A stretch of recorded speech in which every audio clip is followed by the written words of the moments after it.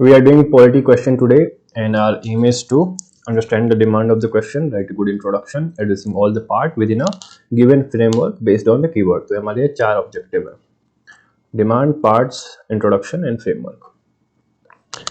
Questions screen पे हैं. If anyone wants to write you can take screenshot so that you can stay tuned. So start करते हैं भाई session. पहला question है what do you understand by concept of freedom of speech and expression? Does it cover hate speech also? Why does the films in India stated on a slightly different plane from other form of expression? Discuss. Simple question है, देखते हैं इन्होंने क्या answer लिखा है. पहले तो question basically simple है कि फ्रीडम ऑफ स्पीच डिफाइन करना है. आर्टिकल 19 से आप बात करोगे, इस हेट स्पीच को कवर नहीं करता है, ये बताओगे बिकॉज रीजनेबल रिस्ट्रिक्शंस हैं. And then lastly you will talk about film का. तो इस पर सुप्रीम कोर्ट का बेसिकली हमें ऑब्जर्वेशन देना है. Supreme Court has already made that thing. ऐसे नहीं भैया, पूरा लिखिए. फर्स्ट थिंग फर्स्ट, लाइक पहला कोई भी ना impression is important. Human factor याद है ना, तो कभी भी स्टार्टिंग में चीज़ नहीं करना है. A9 पूरा लिखिए. Article 19 of Indian constitution says that every person has freedom of speech and expression by word of mouth, art, painting, writing. ठीक है. Hate speech has nowhere defined in laws in constitution in India. Freedom of speech expression is subject to reasonable restriction on the ground of unity integrity. ठीक है. So article deals with, अब आप यहाँ पे mix up कर दिया ना थोड़ा सा. India film slightly different plane from other form of expression, impact on larger public, Supreme Court. Movie Drishyam, ये आपको लाइक बाउंड्री नहीं तोड़नी. एक जो एग्जांपल दे सकते थे आप जैसे रिपोर्ट्स बता सकते थे इस तरीके से, बट इस चीज़ को थोड़ा सा डिस्कस करना था. इस तरीके से एग्जांपल नहीं बात दीजिए भाई.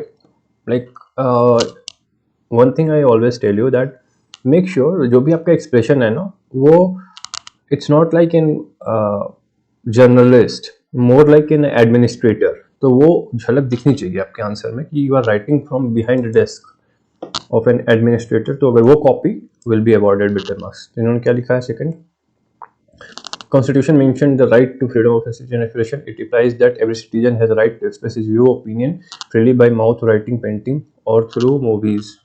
ये कहाँ से लोग शब्द उठा रहे भाई? ये वाले फ्रेजेस कहाँ है भाई, मुझे भी बताना. ठीक है. It is not absolute and have reasonable restriction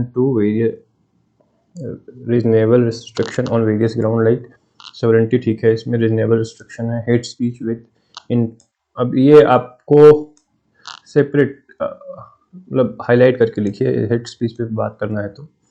और अंडरस्टैंड बाय पूछा है ना,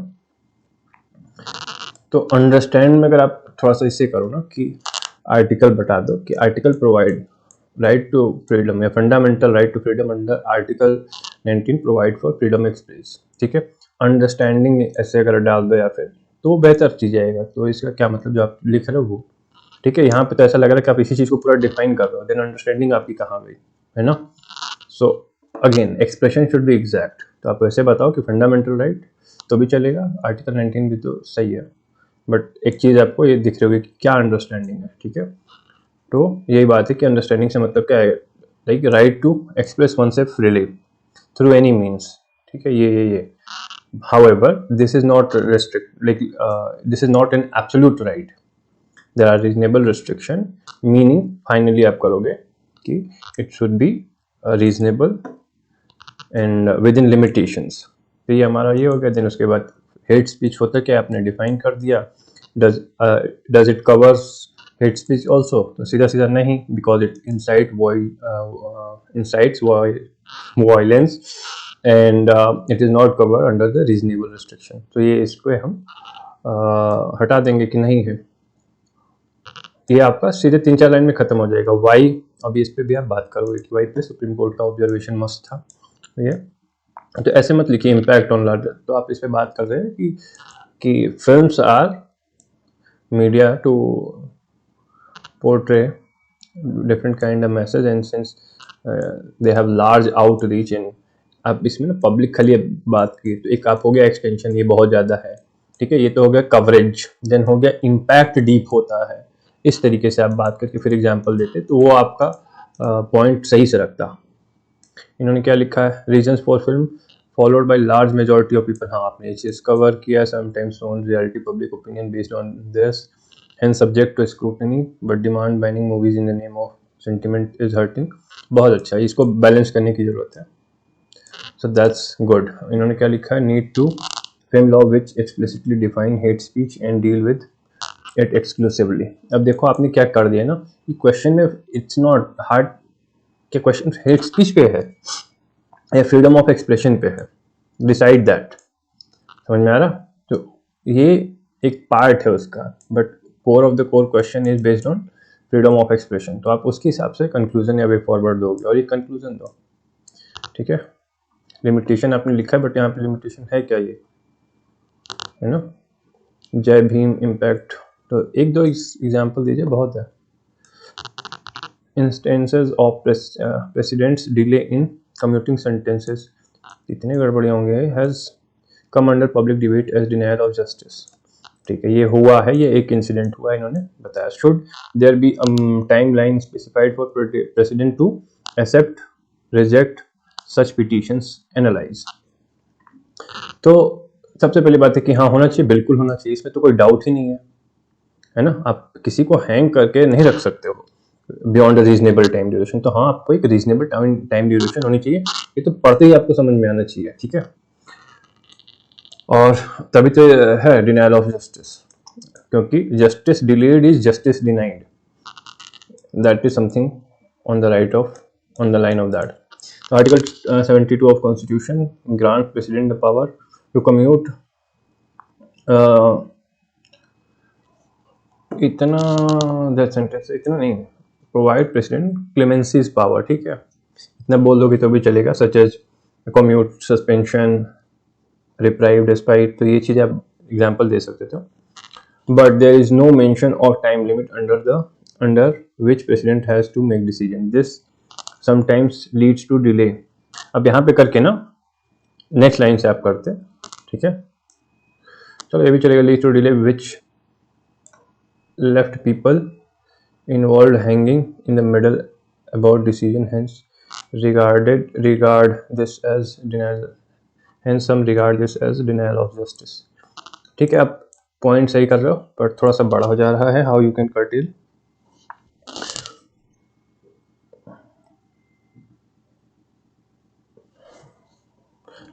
या इट कैन बी curtail, आप सोच के बताना, इस पे एटलीस्ट इस क्वेश्चन पे स्पेसिफिकली आज होमवर्क करके आओ भाई, इसको कैसे करोगे, it can be done regarding specified time limit, yes no,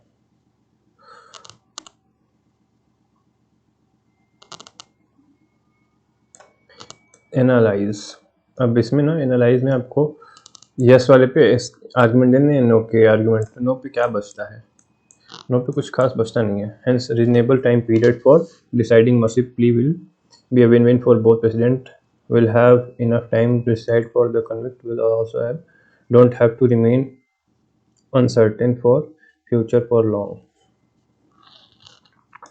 ठीक है। इन्होंने क्या लिखा है, अगेन ये नहीं भाई, टेक दिस नोट, आप एट लीस्ट इतना लिखिए, आर्टिकल ए वे नहीं, या पूरा लिखिए, और स्टार्टिंग का अगर आंसर हो तब तो बिल्कुल पूरा लिखिए। Of Indian constitution deal with pardoning power of, हाँ ये चीज़ आप जो है पार्डनिंग पावर या clemency power of president which include commutation change, तो एक ही है क्या, इस पे कहीं क्वेश्चन पूछा क्या, सिर्फ कम्यूटेशन पे जो आप लोग दोनों कमेंट कर रहे हो, ऐसा तो है नहीं, जब delay in commuting that sentence, ठीक है, इसलिए okay okay, I did not pay attention, ठीक है, that include commutation, okay. Supreme Court in Sangram Chauhan की delivered its verdict that inordinate delay in commuting death sentence is inhumane punishment to inhuman punishment to the convict. Thus, it came under debate of denial of justice, ठीक है, specified time reason, ये इसके साथ थोड़ा सा आप justice और करिए, मतलब ये बहुत अच्छी चीज़ आपने ऐड किया है, इसको हाईलाइट आप और बढ़िया से कर सकते हैं, इसको बड़े में लिखिए या फिर जो केसिंग होती है ना, इसको कुछ लोग कैपिटल में लिखना शुरू करते हैं, अगर वो नहीं हो पा रहा थोड़ा सा जो है या सीधे सीधे आप इसको ही हेडिंग बना देना तो ज़्यादा बेहतर होगा रादर देन कि सुप्रीम कोर्ट। तो इसको बताओ कि इस केस में जो है, क्योंकि जो नंबर दिलाने वाले कीवर्ड है उनको हाईलाइट करना बहुत जरूरी है, इतना जरूरी नहीं चाहिए सब हाईलाइट की कोई जरूरत नहीं थी, आपका ये केस हाईलाइट होना बहुत जरूरी था, ठीक है। Specified time limit, yes, violation of article 20 and 21 में वही है dignity, if you are left hanging with respect to your life and you are dying every single day, that reflects badly on dignity of individual, basic human right violation, psychology of economic, ठीक है, अच्छे round दिए हैं। No because again यहाँ पे Constitution does not provide, so there is no such line, तो यही चीज़ है, बस इकलौता ग्राउंड यही बनता है, ठीक है। एंड दूसरा कि this is an executive power, ठीक है, कुछ लोग गलती से इसको जुडिशियल पावर में डाल देते हैं, but it's an executive power.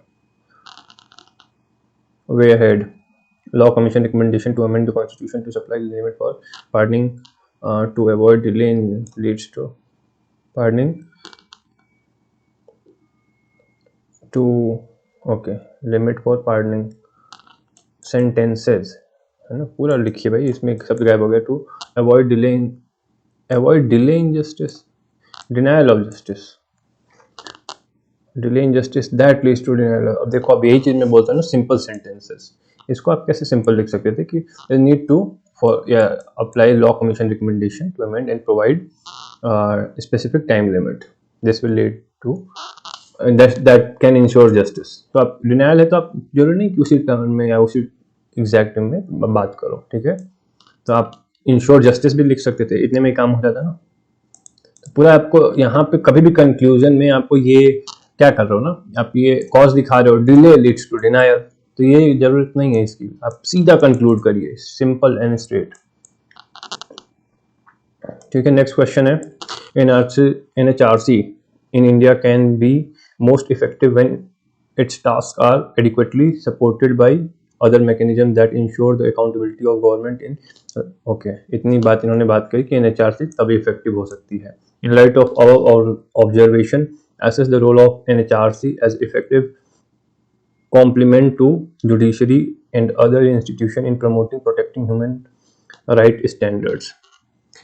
Typical question है ये, NHRC पे आ चुका है, अभी और किस पे, OBC पे आ सकता है, SC/ST कमीशन पे। तो कमीशंस में बहुत कॉमनलिटीज हैं, इंक्वायर, इन्वेस्टिगेट, प्रोटेक्ट, रिसर्च, तो 5 पॉइंट आपको स्टैंडर्ड जो है जो समय कॉमन है वो उठा लेने हैं। और रोल पे सब में कुछ चीज़ें हैं कि they are toothless tigers including NHRC, क्योंकि this recommendation what they provide are not binding but rather advisory, ये चीज़ आपको बताना है। और कैन इट बी, हाँ, अगर इनको पावर मिल जाए तो definitely they can ensure human right condition, अगर उनको स्टैंड कर सकती हैं तो ऑब्वियसली बहुत सारे केसेस जो होते हैं जुडिशरी के पास जाते हैं which deals with human right violation, तो they can go to rather human right commissions और they can effectively provide solutions. So this way you can answer, but again इसका एग्जैक्ट एक्सप्रेशन आना बहुत जरूरी है। चलो देखते हैं इन्होंने क्या लिखा है। Under NHRC 19 as a watchdog of human rights in the country, ये आपने जो बोल दिया ना एक्ट, उसमें इम्प्लाइड है तो ये आपको यहाँ बताने की जरूरत नहीं है, अगर आप बता भी रहे थे तो ये स्टैट्यूटरी बॉडी यहीं पे लिख सकते थे कि NHRC जो स्टैट्यूटरी बॉडी एस्टैब्लिश्ड अंडर थरपा 1933, थरपा is the human right protection act as a watchdog of इतना, ठीक है। Few example like Bonded Labor Abolition Act was enacted by the Parliament by recommendation of NHRC. It shows that NHRC can be effective when supported by other mechanisms. It ensure government accountability। नहीं, आप भटक गए, आपको नहीं फिर मालूम है चीज़ें, ठीक है। यहाँ पे तक एक एग्जाम्पल ठीक था। Role of NHRC as effective competent to judiciary and other institution। Way ahead, NHRC is toothless tiger, so need to provide with adequate power। अभी आपने कहाँ पे बात कही कि इसकी एडवाइजरी है या कुछ भी ऊपर आपने बात नहीं की ना, तो आप कैसे कंक्लूड कर दे रहे हो कि टूथलेस टाइगर है भाई? तो ये मैं बात कहता हूँ ना कनेक्शन की, तो आप कई चीजें कर लेते हो और ये लिखो, फिर ये है as per law commission recommendation, ठीक है ना। और ये टूथलेस टाइगर तो ये सुप्रीम कोर्ट का ऑब्जर्वेशन था, ठीक है। तो ये करके, ये अगर आपको ये याद है तो बहुत अच्छे से आप इसको सेकेंड पॉइंट पे, further law commission 1-1 report can be taken into consideration या इम्प्लीमेंटेड, ठीक है। तो इतना कह देंगे तो भी बहुत है। उन्होंने क्या लिखा है, NHRC is a statutory body constituted under थर्पा act 1993. It is apex body for dealing with human right violation in the country, but because of अब ये देखो आपने इतना इंट्रोडक्शन काफी था, ठीक है। नॉन बाइंडिंग नेचर, अब देखो आपने आंसर वाली चीजें यहाँ पे डाल दिया है। Power and non binding nature of recommendation the government NHRC chairman calls, देखो इसमें कुछ समस्याएं हैं, तो आपको यही चीज, क्या क्वेश्चन किन समस्याओं की तरफ हमारा इशारा कर रहा है, ठीक है। कि पहली बात है कि मोस्ट इफेक्टिव एंड एक्यूरेट, तो आप इसके लिए अगर कुछ एग्जांपल दे पाते जो इन्होंने दिया है, सेकंड इन्होंने दे रखा है, उसको एक एग्जांपल या दो एग्जांपल आपको दिखा के बताना था कि हाँ it can be effective supported by other mechanism that ensure accountability of government. मतलब क्या है अकाउंटेबिलिटी, क्यों नहीं है? आपको ये चीज यहाँ पे क्लियरिटी नहीं आ रही ना आप लोगों में, क्यों अकाउंटेबिलिटी नहीं है, ठीक है। तो वो इश्यूज आपको यहाँ पे थोड़ा से हाईलाइट करके वो दिखाना पड़ेगा कि how that can be dealt with, ठीक है।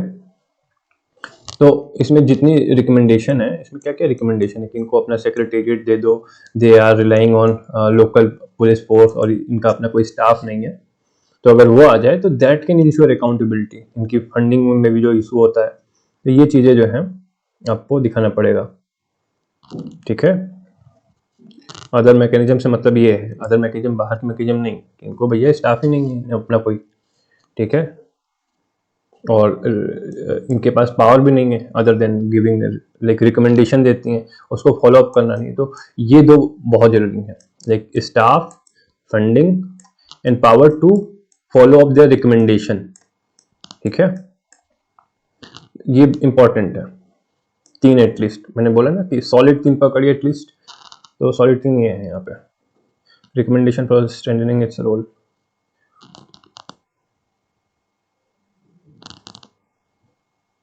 फाइनली आपके एक कंक्लूजन, ठीक है।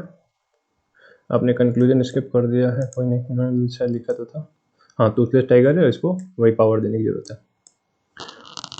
तो I hope okay, let me once more summarise कि आप कैसे इसको कर सकते थे, ठीक है। तो आपने इसका एक इंट्रो दे दिया कि ये बॉडी है, इस चीज से डील करती है, काम खत्म, ठीक है। उसके बाद आप बात कर दोगे कि एक दो एग्जाम्पल, जैसे इन्होंने जैसे एग्जाम्पल दिया कि has its work has led to some good work, 1-2 example, अगर 3 है तो भी अच्छी बात है। हाउएवर देयर आर लैकुना, ठीक है। लैकुना में यही एडवाइजरी बॉडी है, रिकमेंडेशन जो है रिकमेंडरी है, देन बाइंडिंग नहीं है, वो बात कर दी, अपना कोई परमानेंट स्टॉप नहीं है, had to rely on local officer और रिपोर्ट, मतलब जितना आपको मालूम है कि 1 साल के अंदर वाला जो क्राइटेरिया ये है, ठीक है। देन इन्होंने जो बात कही है कि addressing this issue can ensure accountability, है ना, आ गया हमारा। अगर हम इस चीज को अदर मैकेनिज्म से इंश्योरिंग दिस लैकुना या filling this lacuna with other mechanism can ensure accountability of government, ठीक है। कैसे? तो विद प्रॉपर फॉलो अप और ये सब जो आप जो लिखे वो इनको टूथलेस टाइगर से ये करके अमेंड करके बना दो, काम खत्म। तो आप इस डिमांड को फिर एड्रेस कर पा रहे होगे, आई होप कि आपको दिखा रहा है। अगर नहीं है तो और डिटेल में हम डिस्कस कर सकते हैं, but I think it is sufficient.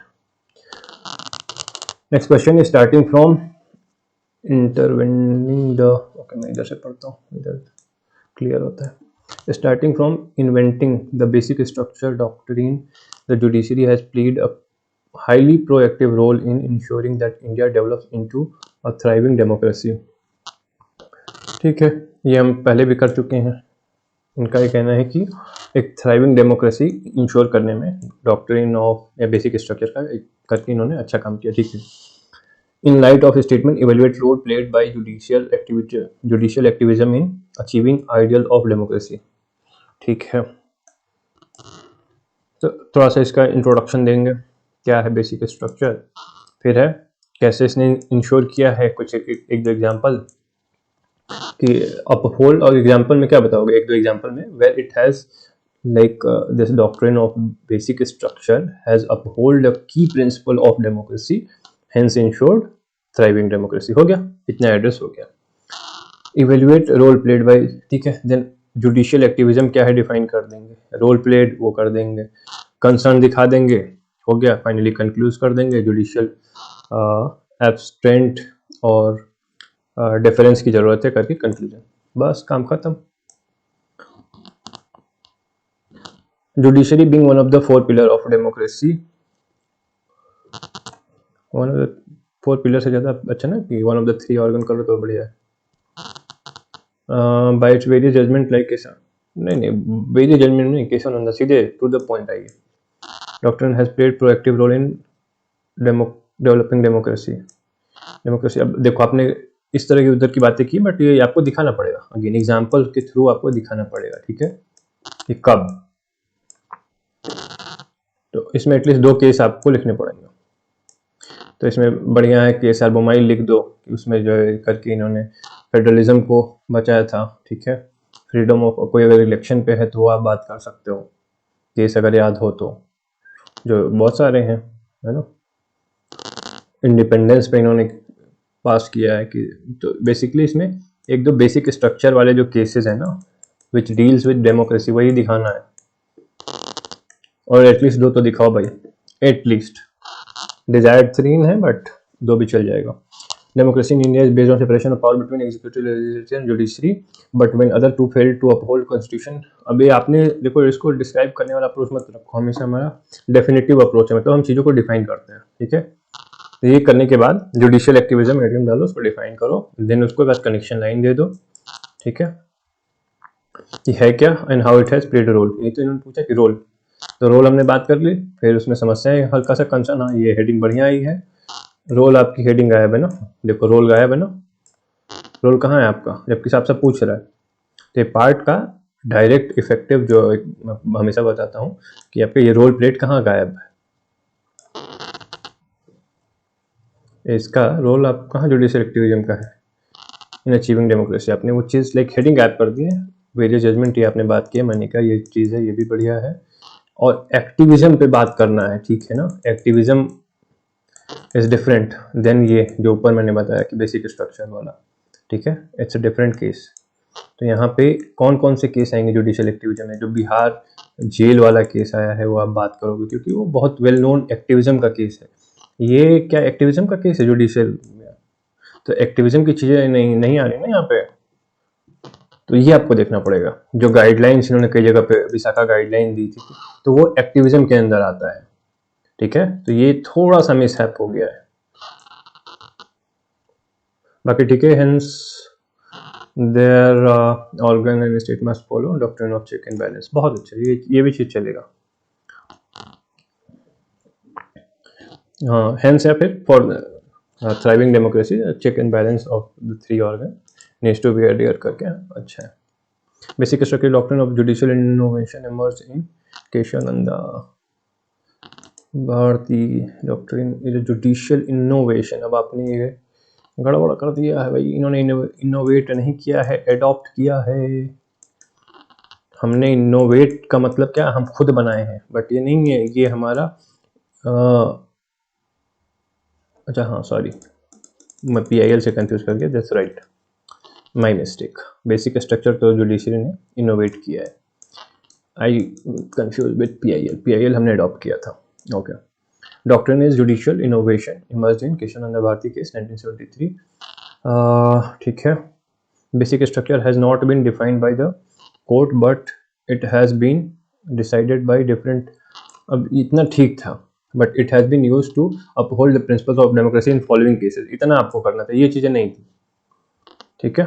Cases for example, ये जो आपने ये लाइन लिखी ना, ये इसकी जरूरत नहीं थी, इसका सीधे सीधे आपको जो डिमांड ऑफ द क्वेश्चन है उससे कनेक्ट करना था कि it has been used to decide uphold principle of democracy in following cases for upholding secularism due process of law, but case लिखो तो ज़्यादा बेहतर है, ठीक है। अगेन रोल प्लेड भाई, ये अच्छा आपने काम किया है, गुड जॉब, वे अहेड। यहाँ पे कंसर्न आप रह गया भैया, बिना जब भी ये शब्द आए ना तो कंसर्न अटैच, इसमें एक्टिविज्म में भी और ओवर एज में तो बिल्कुल। तो दो चीजें हैं हमेशा लाइक माइंडसेट में है कि विदाउट कंसर्न इनको लिखने नहीं है, एटलीस्ट दो कंसर्न तो लिखना है, या कंसर्न में एक ही चीज डाल देना है कि भैया चेक एंड बैलेंस को एडजस्ट करने की जरूरत है, या abstain करने की जरूरत है जुडिशरी को थोड़ा सा। Basic structure doctrine puts check and balance on the legislation and helps in maintaining the supremacy of the constitution.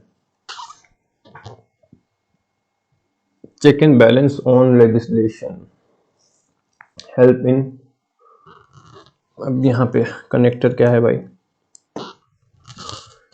तो आप इसको अगर थोड़ा हिंदी में आप ट्रांसलेट कर रहा है ना एग्जैक्टली, और देखो कि मीनिंग कैसे आ रही है, तो इट्स नॉट लाइक इसमें कुछ गड़बड़ है, इट्स मोर लाइक कि जो सेंटेंसिंग है वो थोड़ा सा ऑफ है।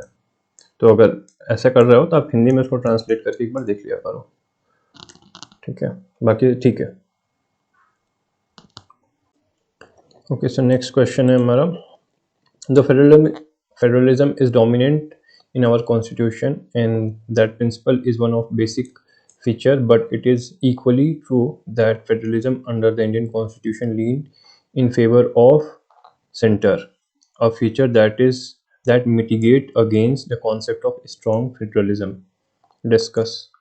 हाँ बिल्कुल सही बात है, पूरा होता है कि जनरली जो हमारा federalism is part of basic structure जो इन्होंने कहा है, हाउएवर क्योंकि general day to day life में हमारा गवर्नमेंट स्ट्रक्चर जो है फेडरल है, सेंट्रल गवर्नमेंट है, स्टेट है, और स्ट्रॉन्ग फेडरलिज्म नहीं है क्योंकि it is more leaning towards centre. उसके आपको एग्जांपल बेसिकली आर्टिकल के थ्रू 356 एंड ऑल दैट बता के फाइनली ये बात कहना होगा कि हाँ हमारे पास नहीं है, क्योंकि कंक्लूजन आप दोगे कि to suit the India's need we have adopted this model, ठीक है। और आर्टिकल 1 की भी बात कर दो कि वो यूनियन ऑफ स्टेट कहता है ना कि फेडरेशन ऑफ, ठीक है, तो आप बात कर सकते हो। In Supreme Court rule that federalism is basic structure of the constitution, बहुत बढ़िया, ठीक है।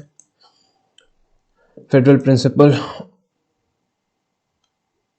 supremacy of constitution dual polity, अच्छा, division of power, bicameralism, written constitution, independent judiciary, rigid constitution. Okay, federalism leans in favor of a strong center.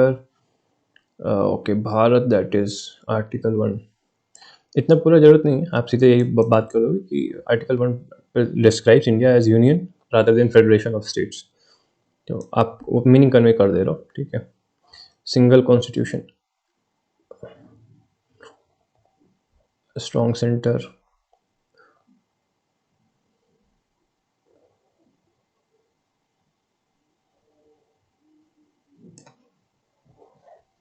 अब आपने क्या किया ना, आपने इसमें क्वेश्चन लाइक आपको चीज़ें आती हैं पता चल रहा है, बट यू कुडंट ट्वीक, इसको स्मॉल ट्वीक बोलते हैं कि आप उसको घुमा दो to meet the demand of the question, वो रह गया थोड़ा सा, क्योंकि आपने फीचर सब बढ़िया अच्छे से बता दिए, चीज़ें बता दी हैं, इसमें रैशनल आपका गायब है ना, ठीक है ना, इसमें आपको डिस्कस करना है, तो आप वही जो B.R. अम्बेडकर ने बात कही थी ना वो यहाँ पे आपको रखना पड़ेगा, ठीक है।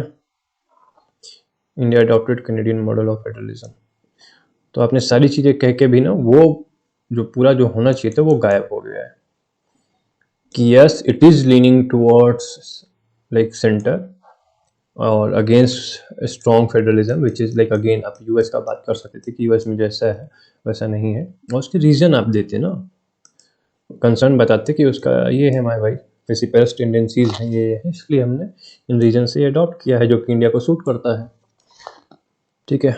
A federal government is one in which power are divided between nation and regional government by constitution and both operate independently in their jurisdiction। बहुत अच्छा है प्यार, गुड, आपका भी ठीक है, इसमें कोई दिक्कत नहीं है, बोथ आर एड्रेसिंग, इन्होंने डेफिनेटिव अप्रोच लिया है, आपने एक कॉन्टेक्चुअल ले लिया कि हाँ यहाँ पे इस चीज़ में दिखाया गया, दोनों ही कर सकते हो, ठीक है। फिर उसके बाद इन्होंने बात किया federal feature of Indian constitution, unitary feature. Some constitution experts see India as a unitary state with a subsidiary federal feature and raised concern about unitary bias in but other cooperative federalism meet peculiar needs. a federation to meet India's peculiar need, characterize federalism as a basic structure. अब ये आप क्या करने की कोशिश कर रहे हो ना, यही चीज़ यहाँ पे क्लैरिटी के साथ दोनों लोगों में वो चीज़ नहीं आई। क्यों? क्योंकि आप थोड़ा सा क्वेश्चन में भी डिफिकल्ट हो गया इस चीज़ को समझ पाना कि एक्चुअली कह क्या रहा है। तो कह यहाँ पे देखो, यहाँ तक कि ना, यहाँ तक कि कोई एक ही बात है पूरी कह रहा है कि federalism part of basic structure है और वो सेंटर की तरफ लीन करता है। यहाँ तक बात एकदम कोई इसमें इधर उधर नहीं है। यहाँ से आपका सेकंड पॉइंट शुरू होता है कि जो ये सेंटर की तरफ जाता है वो मिटिगेट अगेंस्ट करता है। ठीक है, तो ये आप अगर सिर्फ दे दोगे कि सेंट्रल फीचर है तो उससे काम नहीं होगा। आपको ये दिखाना पड़ेगा कि विच एक्चुअली फीचर जो है वो स्ट्रॉन्ग सेंटर, खाली सॉरी यूनियनिस्टिक आपने जो बात यहाँ पे किया है ना, यूनिटरी फीचर, ये यूनिटरी पे नहीं कि इस यूनिटरी तो डेफिनेटली इन्होंने खुद ही ये सब कर रखा है, बट कौन सी चीजें हैं जो इसको लीन कराते हैं। ठीक है, वो आपको दिखाना था कि हाँ ये लीनिंग है, एंड देन आप कहते हैं कि that mitigates again concept of strong federalism seen in such as like USA. तो यहाँ पे आपके कौन से इंपॉर्टेंट फीचर हैं जो आपको सेंटर की तरफ लीन कराते हैं, तो ये है। ठीक है, ये तो कोई बात ही नहीं बनती। स्ट्रॉन्ग सेंटर, रेजिडरी पावर है, फिर है डोमिनेंस, हाँ बिल्कुल है, इंटीग्रेटेड जुडिशरी है, ऑल इंडिया सर्विसेज है, इमरजेंसी प्रोविजन है। तो ये चीज़ें आपने लिखी हुई है, बट इसकी हेडिंग्स ऐसे नहीं आएंगी। ठीक है, तो आप यहाँ पे बात हेडिंग जो है थोड़ा सा आपको भी ट्वीक करना पड़ेगा, यहाँ पे घुमाना पड़ेगा इसके लिए कि despite like having federal structure there are provision which make union more powerful, या federalism tweaking siding towards union, जो कि इन चीज़ों में है। विच मिटिगेट अगेन, अब सोचो ना कि अब आ जाएगा, इतना कर दिया, which mitigates again concept of strong federalism seen in USA where state have residuary power, है ना, have independent sorry state constitution है। तो ये आप बात कह देते हैं। Then finally however this feature is adopted by founding father as B.R. Ambedkar described to meet specific। अब यहाँ से आपका आ जाता है पूरा, इसकी जरूरत नहीं है, आप ये ऊपर लिख सकते थे। तो एकदम स्ट्रक्चर में आपको स्मूथली इसका आंसर आ जाता। नेक्स्ट है power, privilege and immunities of parliament and its member as envisaged in Article 105 of the Constitution leave room for a large number of uncodified and unenumerated privileges to continue। ठीक है भाई, ये parliamentary privileges पे बात कर रहे हैं कि उसकी वजह से बहुत सारे अनकोडिफाइड और बहुत सारे प्रिविलेजेस बने हुए हैं। ठीक है, assess the reason for absence of legal codification of the parliamentary privileges, how can this problem be addressed। तो भैया ये हम बात कर लेंगे कि ये हो रखा है, हाँ ये है कुछ पार्लियामेंट्री प्रिविलेजेस। जब हल्का सा डिफाइन कर दोगे फिर बात करोगे कि ये प्रोवाइड करता है, मतलब प्रोवाइड करता है parliamentary privileges which means this, define कर दिया। बट इसकी वजह से बहुत सारे जो समस्याएं हैं, अनकोडिफाइड प्रिविलेज एंड पावर जो है वो है, और उसका मिसयूज है। ठीक है, बट वो अभी बाद में आएगा, आई थिंक, हाँ वो बाद में आएगा। ठीक है, एसेस द रीजन, पहले आप रीजन बताओगे। रीजन बताने के बाद रीजन क्या क्या है, सबसे बड़ा सबसे मोस्ट इंपॉर्टेंट है लैक ऑफ पॉलिटिकल विल। ठीक है, पॉलिटिकल विल, ये कोडिफाई ही नहीं करना चाहते हैं। ठीक है, because codification will lead to what, limitations, judicial intervention. तो इनको नहीं चाहिए, क्योंकि लॉ बन जाएगा तो judiciary will be empowered to interpret it and examine it, overview जो हम लोग करते हैं ना, रिव्यू करना, तो हो जाएगा भाई। तो that will lead to interference of judiciary in their matters. तो सेपरेशन ऑफ पावर है, इसलिए लार्ज या excess amount of power amass करके रखा है, इकट्ठा करके रखा है। फिर आप बात करोगे इशूज हैं, देना पड़ेगा, how can this problem be solve, this has lead to various problem और कैन बी एड्रेस। तो आपको भैया एक लॉ लाना पड़ेगा, पॉलिटिकल विल, कंसेंसस, यही सब करना पड़ेगा। नीड टू कोडिफाई जो है is need of the hour करके फाइनली आप खत्म करोगे। तो लिखा क्या है भाई, parliamentary privileges article 105 are special right and immunities enjoyed by member of parliament. सीधे house is member of parliament. This article expressly mention to privileges freedom of speech, ये जरूरत नहीं है। Undefined, this is room for, ये सिर्फ इतना आपको करना था। ठीक है, इसकी जरूरत नहीं है। इसी में आप जो लिख रहे थे ना, right and immunities, extended freedom यहाँ पे ब्रैकेट में डाल देते, एंड पब्लिकेशन, ठीक है, इतना चल जाता।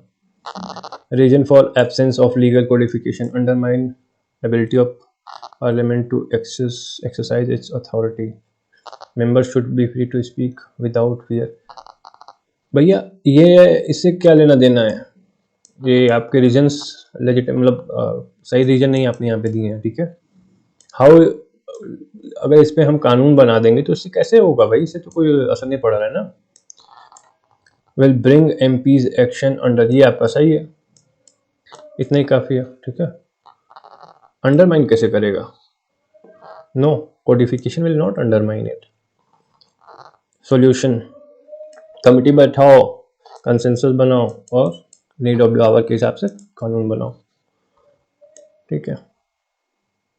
इन्होंने क्या लिखा, article 1 of Indian constitution deal with power, privilege and immunities of parliament and its member, also continue large number of uncodified immunities in civil right to publication.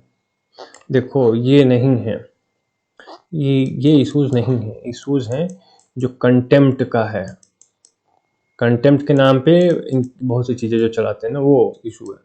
Contempt of the house के नाम पे जो ये लोग parliament से ज़्यादा जो state legislature है वो जर्नलिस्ट इन सबको बुला के प्रताड़ित करते हैं, ये थोड़ी ना आपके पास पावर है। तो that is what this means un account power. ये आपके पास कौन पावर दे रहा है भाई आपको, प्रिविलेज में तो आपको सिर्फ यही था ना, this power to call someone to make them hear, और ये सब जो जेल के टर्म में भी लोग डाल देते हैं कि 3 महीने की जेल दे दो, this power is unchecked power, ये आपको बात करना है, ठीक है। Reason for absence of legal codification, lack of political will, बिल्कुल, freedom of expression without fear, any fear, तो टू सम एक्सटेंट जो है रिक्वायर्ड है, आप ये बोल सकते थे। देन अगेन जो इंटरवेंशन जो है जुडिशरी वाला, वो addressing the problem, addressing problem में तो यही भाई करना पड़ेगा ना, पार्लियामेंट लेजिस्लेचर को एक्टिव रोल भैया दिखाना पड़ेगा भाई, कमेटी ये करके। फिर we had parliamentary privilege are provided for smooth functioning of parliament, not for its misuse. Recommendation on, ये आप आ रहा है थोड़ा थोड़ा, ये बहुत स्मूथ आया है आपका यहाँ तक, तो इस चीज़ को आप ये बोलते हैं कि पहले committee has observe this thing that needs to be addressed with proper legislation. I think that does it, हो गया हमारा आज का सेशन। एथिक्स की 2 केस स्टडीज़ हैं वो हम अभी कर लेंगे, so will see you in the next one.